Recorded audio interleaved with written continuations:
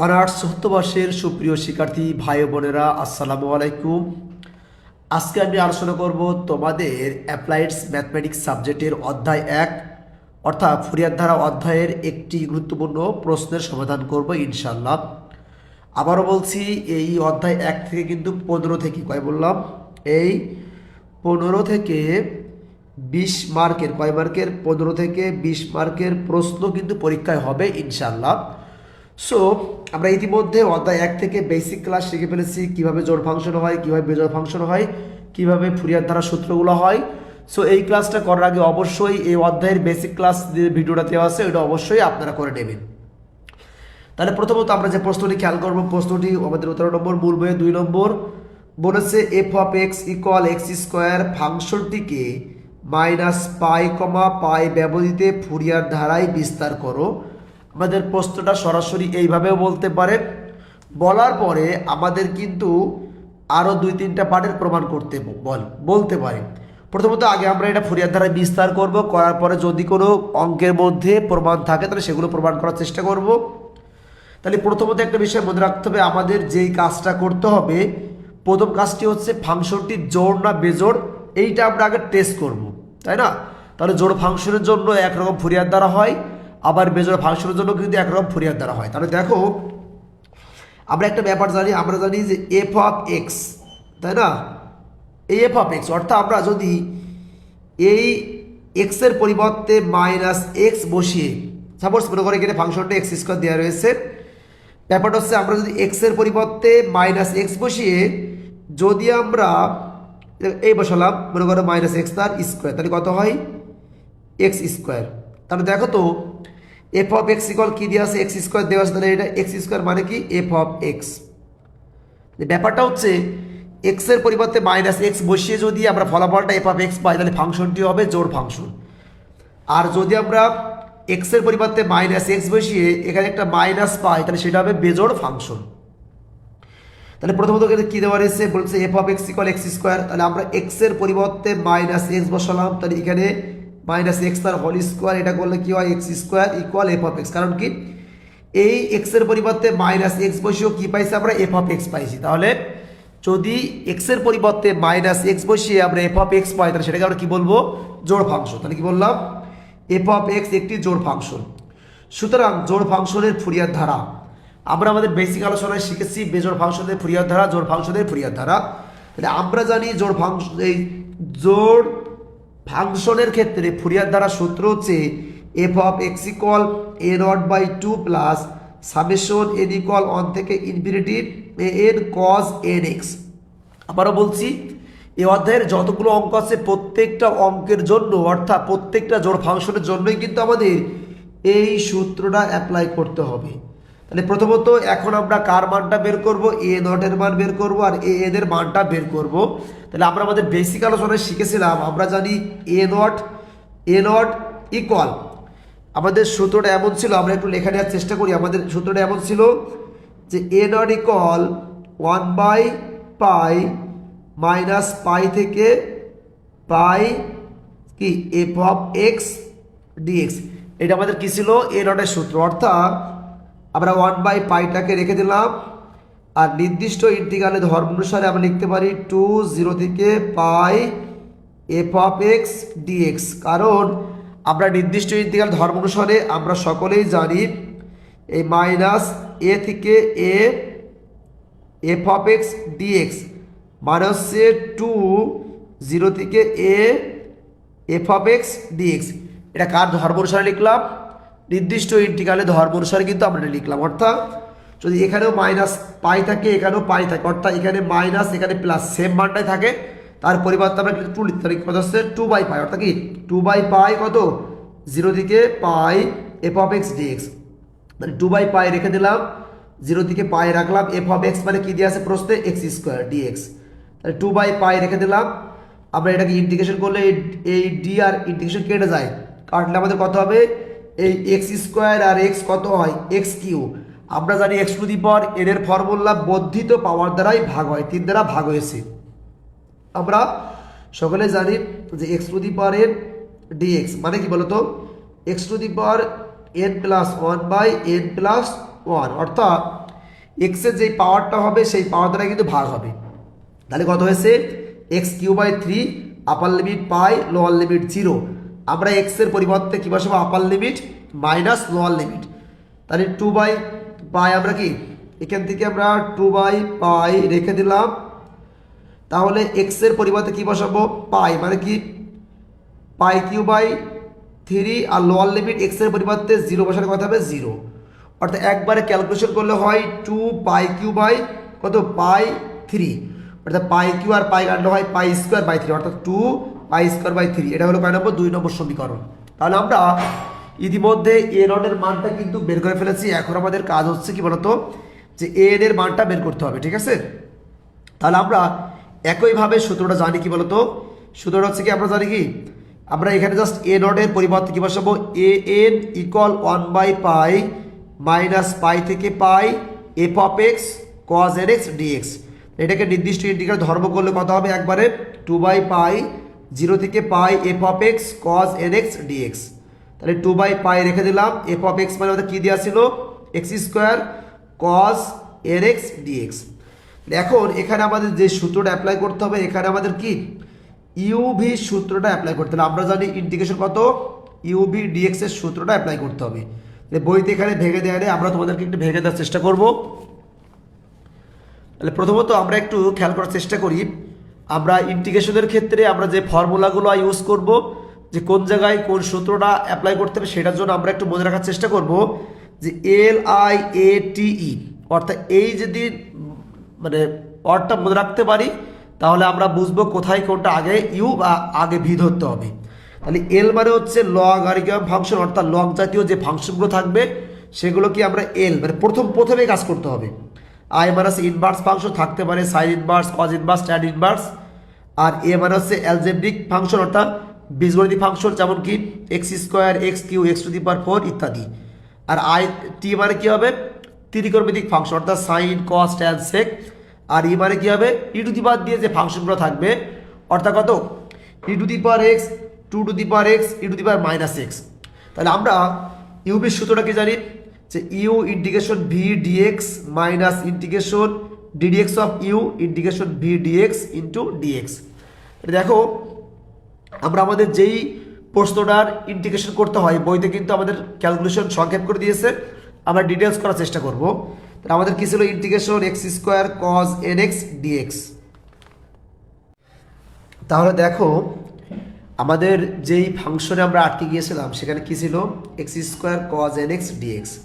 তাহলে ব্যাপারটা হচ্ছে আমরা কিন্তু একটু আগে শিখে আসলাম যে প্রথমত কাজ করতে হবে কি লগের ফাংশনকে ধরতে হবে ইউ,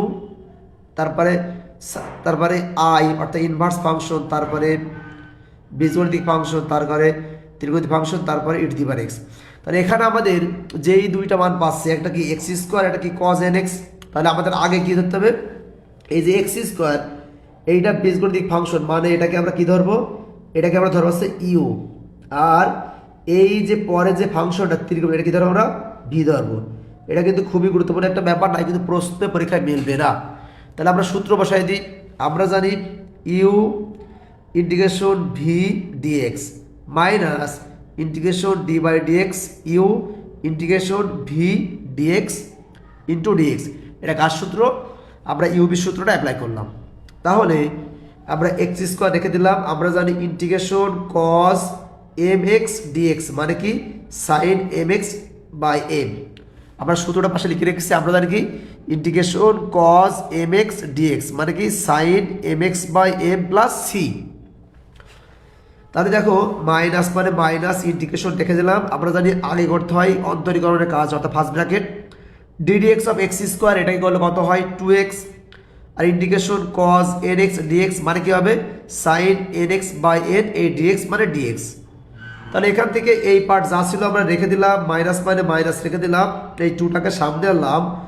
আবারও আমাদের এখানে কিন্তু ইউভি এর সূত্র দেখো তো এখানে কার সূত্র অ্যাপ্লাই হবে যেহেতু ইন্টিগ্রেশন x sin nx/n রয়েছে dx। তাহলে এই এক্সটা আমাদের কি হবে এইটা হবে আমাদের ইউ আর এই যে টোটাল পার্টটা এইটা আমাদের কত হবে ভি।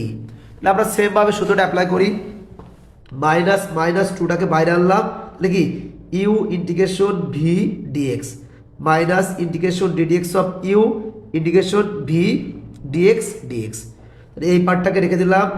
তাহলে এই যে মাইনাস, আর আমরা জানি integration sine n x by n মানে আমরা জানি হচ্ছে কি integration sine m x dx এর মানে হচ্ছে minus cos m x by হচ্ছে এম।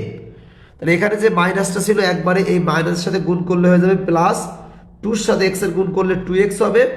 আর আগেই তো বললাম integration sine n x by n মানে কি minus cos n x by n, এই এন ছিল আর সূত্রের এন মানে কি হবে এন স্কোয়ার, মাইনাসে মাইনাসে কি হবে প্লাস, টুর সাথে এই পার্ট গুণ করলে হবে 2 আর d by dx of x এটা করলে কত হয় আমরা জানি এটা হয় 1, তাই না? 1 হচ্ছে into integration sine n x by n মানে কি হবে minus cos n x by n square a dx dx.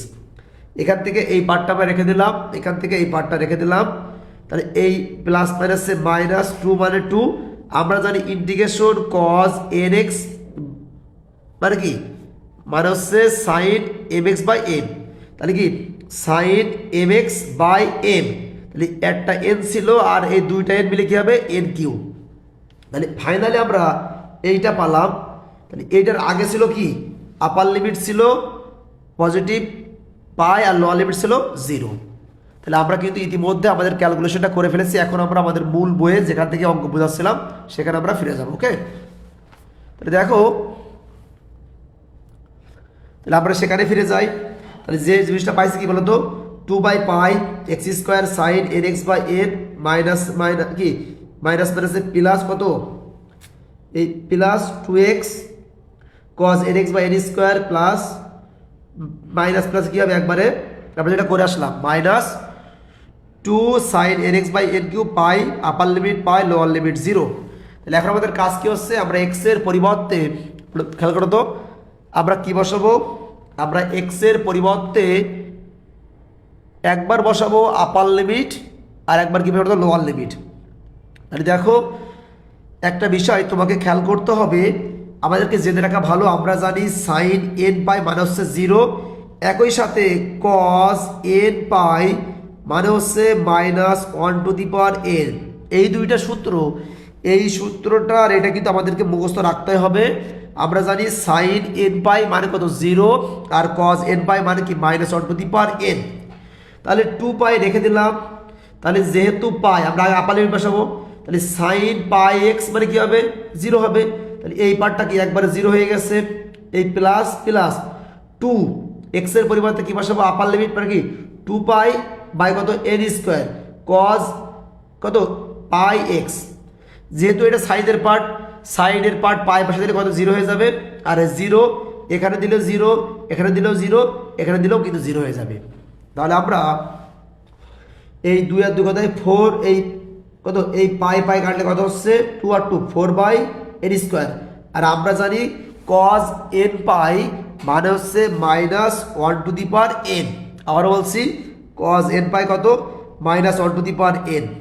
তাহলে আমরা ফিরে যাব আমাদের সেই মূল সূত্রে। আমরা কি জানি f of x equal a nought by 2 plus summation এত এন কজ এন এক্স।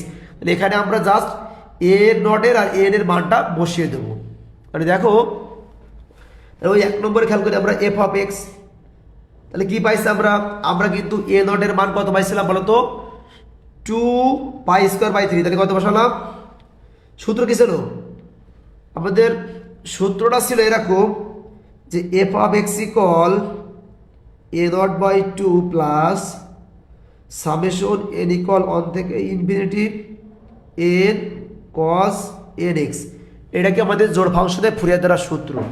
তাহলে এ নটের মান কত 2 পাই স্কোয়ার বাই 3, এখানে মানটা বসালে এই 2 আর 2 কাটলে কত হবে pi square by 3 plus plus summation summation আর এন এর যে মানটা পাইছি সেই মানটা বসাই দিয়েছি কস এন এক্স। তাহলে পাই স্কোয়ার বাই 3 রেখে দিলাম।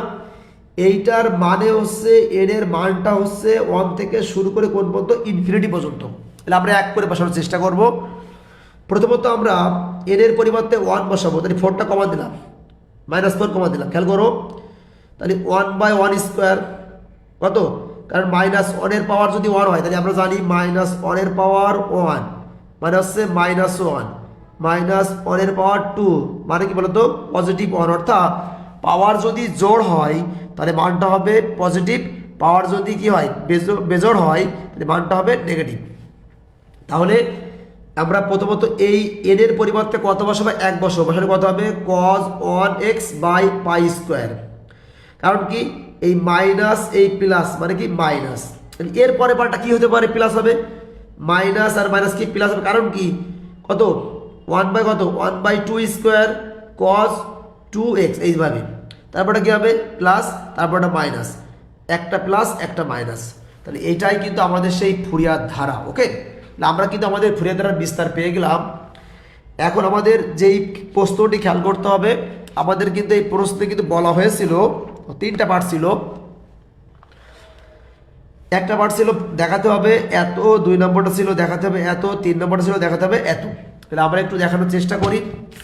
তাহলে প্রথমত আমরা বলতে পারি দেখো x=0 বিন্দুতে ফাংশনটি অবিচ্ছিন্ন, অর্থাৎ এই টাইপের ম্যাথ পড়লে প্রথম পার্টটাই আমরা x এর পরিবর্তে 0 বসিয়ে কিন্তু প্রমাণটা করব। ঠিক আছে, বলছে x=0 বিন্দুতে ফাংশনটি অবিচ্ছিন্ন, সুতরাং সাইডের উভয় পক্ষে x=0 বসাই, তাহলে f(x) = x² না, তাহলে 0 বসালে কত হবে 0 ইকুয়াল π²/3 মাইনাস মাইনাস 4 তাহলে cos 0 মান হচ্ছে 1, তাহলে 1/1² cos 0 মান কি 1/2² প্লাস 1/3² মাইনাস 1/4² এইভাবে।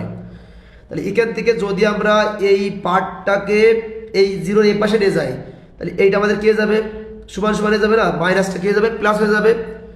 তাহলে আমরা দেখো তো π² রেখে দিলাম আর এই 4টাকে নিচে আনলাম, কথা জানি π² কত 12, এটা যা আছে আমরা তাই রেখে দিলাম। এইটা হচ্ছে আমাদের 1 নম্বর প্রমাণটা হয়ে গিয়েছে। এখন আমাদের 2 নম্বর প্রমাণটা করার ক্ষেত্রে আমাদের একটা সূত্র অ্যাপ্লাই করতে হবে।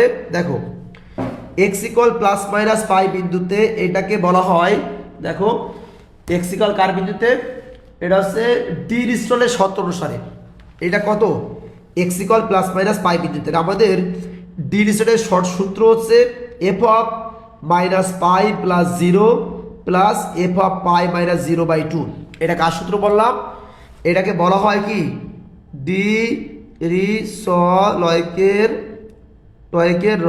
ডিরিচলের সূত্র। ঠিক আছে, এটা কিন্তু আমাদের ওর সূত্র।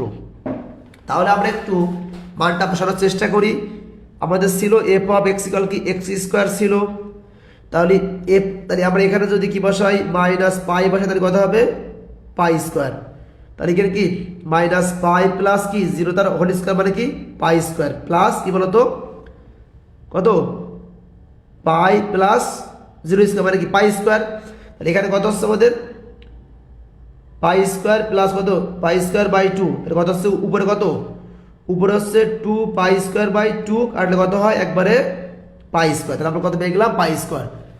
তাহলে এখানে কি দেওয়া রয়েছে +−π, তাহলে আমরা ওই 4 নম্বর সমীকরণের কি উভয় পক্ষে হয় পজিটিভ পাই বসাবো অথবা নেগেটিভ পাই বসাবো। যেমন বলতে পারি এখন 4 নম্বরের ডান পক্ষে x = π অথবা -π বসালে ইহা π² সমতুল্য হবে, অর্থাৎ আমাদের ফাংশনটা ছিল f(x) কত x², তাহলে আমরা π বসালে কত হবে f(π) মানে কত π², তাহলে কত হয়েছে এখানে π² = π²/3 - 4, তাহলে cos π/1² minus cos 2π/2² plus cos 3π/π², অর্থাৎ x এর পরিবর্তে আমরা কোনটা বসাচ্ছি জাস্ট π বসাচ্ছি। ওকে, তাহলে আমাদের কিন্তু ক্যালকুলেশন হয়ে গেছে, π² রেখে দিলাম, π²/3 রেখে দিলাম, মাইনাস মাইনাস 4 cos π মানে হচ্ছে -1/1², cos 2π মানে কত হচ্ছে পজিটিভ 1 মানে কি 1/2², আর cos 3π মানে কি -1 মানে কি -1/3², cos 4π মানে কি পজিটিভ 1 মানে কি -1/4²। অতএব একবারে আমরা ক্যালকুলেশন করে দিলাম কত যে এই পার্ট ইকুয়াল এইটা। সো আমাদের আজকে এটাই ছিল আলোচনা। আশা করি তোমরা সকলেই এই প্রশ্নের ক্লিয়ারলি অ্যান্সার করতে পারবা। যদি এই প্রশ্নটা বুঝে থাকো তাহলে অবশ্যই তোমরা বাসায় সকলেই এই 3 নম্বর প্রশ্নটা বাসায় প্র্যাকটিস করবা। আমি আশা করি তোমরা 3 নম্বর প্রশ্নটা খুব ইজিলি পারবা। এখানে জাস্ট বলেছে F of x equal modulus x comma minus কত মাইনাস পাই থেকে পাই ব্যবধিতে আমাদের ফুরিয়ার ধারা সম্পর্কে এটা দেখাতে হবে। সো আমার মনে হয় 2 নম্বরটা বুঝে থাকলে অবশ্যই তোমরা 3 নম্বরটা পারবা। ঠিক আছে, সো আজকের এই পর্যন্তই, দেখা হবে পরবর্তী ক্লাসে। সকলকে আসসালামু আলাইকুম।